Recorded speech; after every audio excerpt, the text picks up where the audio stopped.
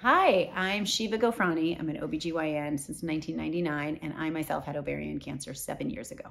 I think gratitude has become such a buzzword, and it's so incredibly valuable and so purposeful to me. And yet, I think it can also trigger a lot of frustration and annoyance because there is certainly a level to which people can have toxic positivity, and we never want that.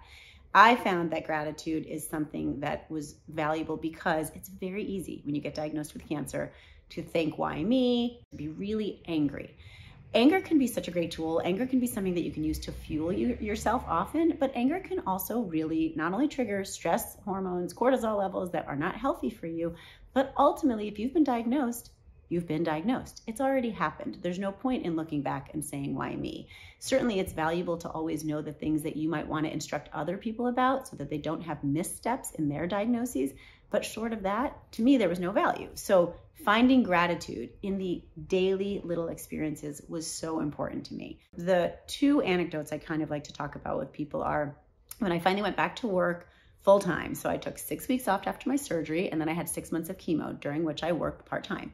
And the first couple days back, I thought, this is exhausting. How am I going to do this? I'm so tired. I am so stressed. I have to see patients while I'm bald, while I'm vomiting.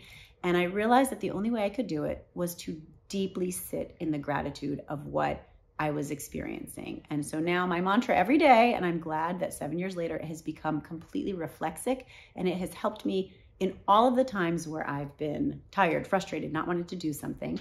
My feet hit the floor and I say, let me be a vessel of love and light, and let me enjoy each encounter for the gift that it is. And while that sounds corny, it helped me because many experiences with other people are not enjoyable often. And the more we sit in the anger, frustration with that experience, the worse we're going to feel. If I could look at every little experience as a gift in some way, maybe the gift was that person was being really rude and I was able to be calm and confident, and there was my gift. So it's really important to me to find gratitude in all of the little things, but the key is to also allow yourself to be sad and angry and upset sometimes, but not sit in it too long, but allow yourself to process through it. If we only talk about gratitude without actually allowing ourselves to be really pissed off and angry sometimes, then it's never going to work. There has to be a balance. The second part I really like to talk about with gratitude was the fact that I think, again, there's so much anger towards cancer.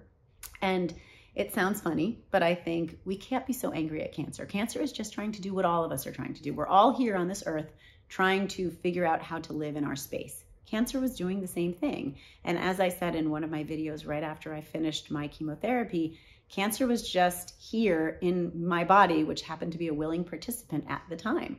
I can't say that I deserved cancer. Nobody deserved cancer. I can't say anything I did caused the cancer, but I know that somehow those cancer cells found a willing host. And what I needed to do was to no longer be a willing host for the cancer.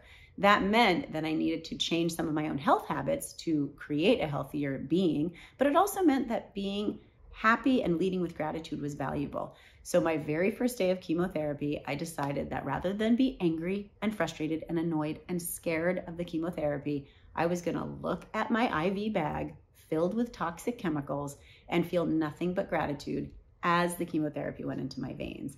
And I know that sounds really hard. And if any of you are about to embark on chemotherapy, or you are with family or friends, or you've been through a cycle or two that already have really left you feeling ragged, at least try for that millisecond, right when the nurse attaches that IV pole, to give yourself a little bit of a pat on the shoulder, and give yourself some grace, but also be thankful for that chemotherapy because you need it and it's actually going to do its work.